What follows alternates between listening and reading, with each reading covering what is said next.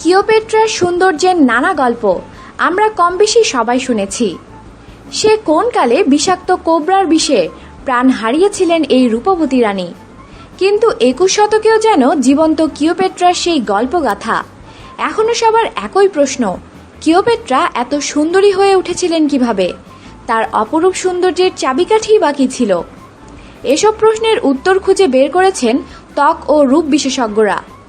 জেনে নেওয়া যাক কিভাবে সৌন্দর্যের চূড়ায় পৌঁছেছিলেন এই মিশরীয় সম্রাজ্ঞী। গোসল। ক্লিওপেট্রার রূপচর্চার প্রথম ধাপ হল তিনি দুধের সঙ্গে মধু দিয়ে গোসল করতেন। শুধু তাই নয়, মাঝে মাঝে এই মিশ্রণে যোগ করা হতো বাদাম তেলও। তাই তো সময়ের সরণি বেয়ে বয়স বাড়লেও তার ছাপ পড়েনি রানীর ত্বকে। এমনটা হয়তো আপনাদের পক্ষে করা সম্ভব হবে না, তবে একটা কাজ করতে পারেন, যেমন 3 কাপ দুধে হাফ কাপ মধু ও 5 চামচ বাদাম তেল দিয়ে তা মিশিয়ে গোসল করুন। এমনটা কয়েকদিন করলেই দেখবেন ত্বক সুন্দর ও নরম হয়ে উঠবে। ক্লিওপেট্রার বডি স্ক্রাব। ত্বকের উপরি অংশে জমে থাকা মৃত কোষের স্তর এবং ত্বকের গায়ে লেগে থাকা ময়লা ধুলো ফেলতে আমরা সবাই বডি স্ক্রাব ব্যবহার করে থাকি। মিশরের রানীর সময়ও বডি স্ক্রাবের ব্যবহার ছিল চোখে পড়ার মতো। সে সময় ক্লিওপেট্রা বিশেষ এক ধরনের প্রাকৃতিক স্ক্রাব দিয়ে শরীর পরিষ্কার করতেন। তাতে দুধ এবং মধুর কার্যকারিতা আরও বেড়ে যেত। সেই প্রাকৃতিক বডি স্ক্রাব চাইলে আপনিও বানিয়ে নিতে পারেন। এজন্য প্রয়োজন পড়বে 2 চামচ সামুদ্রিক লবণ এবং 3 চামচ থকথকে ক্রিমের। এই দুটি উপাদান মিশিয়ে সেই মিশ্রণটি দিয়ে গোলাকার ছন্দে ভালো করে সারা শরীরে ঘষতে থাকুন। কম করে 5 মিনিট ঘষার পর ভালো করে ধুয়ে ফেলুন।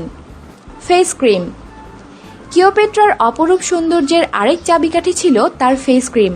এটি বানাতে সে সময় ব্যবহার করা হতো 2 চামচ অ্যালোভেরা জেল, 4 ফোঁটা গোলাপ পানি বা গোলাপ তেল, 1 চামচ বাদাম তেল, 2 চামচ ত্বকের জন্য ব্যবহৃত মোম। প্রথমে মোমটা নিয়ে হালকা আঁচে গলিয়ে নিন। তারপর তাতে একে একে বাদাম তেল, অ্যালোভেরা জেল ও গোলাপ তেল মেশান। মিশ্রণটি তারপর পাত্রে ঢেলে ফ্রিজে রেখে দিন। প্রতিদিন এই প্রাকৃতিক ক্রিমটি মাখলে ক্লিওপেট্রার মতো সুন্দর হয়ে উঠতে একেবারেই সময় লাগবে না। এছাড়া ইচ্ছে হলে এই মিশ্রণটি ভিটামিন ই ক্যাপসুলেও মেশাতে পারেন, এতেও বেশ উপকার পাবেন। Facial mask. এক আজব ধরনের ফেসিয়াল মাস্ক ব্যবহার করতেন ক্লিওপেট্রা। অনেকে বলে তার সৌন্দর্যের পেছনে এই ফেসিয়াল মাস্কের ভূমিকাই ছিল সিংহভাগ। তাই আপনারও সুন্দরী হয়ে উঠতে এই প্রাকৃতিক ফেসিয়াল মাস্কটি ব্যবহার করতে পারেন।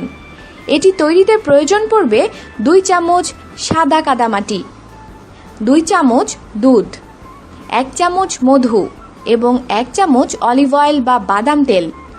উপরের উপকরণগুলো ভালো করে মিশিয়ে একটা পেস্ট তৈরি করুন। তারপর সেই পেস্টটি ভালো করে মুখে লাগিয়ে 10 থেকে 15 মিনিট রেখে দিন। এরপর হালকা গরম পানি দিয়ে মুখ ধুয়ে ফেলুন। সপ্তাহে কয়েকবার এই ফেসিয়াল মাস্কটি দিয়ে রূপচর্চা করুন। Antiseptic mask. ত্বককে নানাবিধ সংক্রমণের হাত থেকে বাঁচাতে সেই যুগেও অ্যান্টিসেপটিক মাস্কের ব্যবহার করা হতো এবং সেটি করতেন স্বয়ং রূপের রানী ক্লিওপেট্রাও। এই ফেস মাস্কটি বানাতে ব্যবহার করা হয় একটি ডিমের কুসুম, 1 চামচ বাদাম তেল এবং 1 চামচ মধু। এই সবকটি উপাদান ভালো করে মিশিয়ে 10 থেকে 15 মিনিট আপনার মুখে লাগিয়ে রাখুন। হালকাভাবে মুখটি ঘষুন। সময় হয়ে গেলে ধুয়ে ফেলবেন। ত্বককে উজ্জ্বল এবং প্রাণবন্ত করে তুলতে এই প্রাকৃতিক মিশ্রণটি আজ পর্যন্ত কোনো বিকল্প পাওয়া যায়নি বলে মনে করেন ত্বক বিশেষজ্ঞরা। প্রাকৃতিক শ্যাম্পু। নিজের চুলকে আকর্ষণীয় করতে ক্লিওপেট্রা ব্যবহার করতেন প্রাকৃতিক শ্যাম্পু। এই শ্যাম্পুটি বানাতে হতো 3টি ডিমের কুসুমের সমপরিমাণ পানি মিশিয়ে। দীর্ঘ সময় চুলের উজ্জ্বলতা ও সৌন্দর্য ধরে রাখতে এই প্রাকৃতিক মিশ্রণটি দারুণ কাজে আসতো। তাই আপনিও যদি ক্লিওপেট্রার মতো সুন্দর চুলের অধিকারী হয়ে উঠতে চান, তাহলে আজ থেকেই ব্যবহার করুন এই মিশ্রণটি। দেশ বিদেশের রকমারি খবরের জন্য সাথেই থাকুন আর অবশ্যই সাবস্ক্রাইব করুন।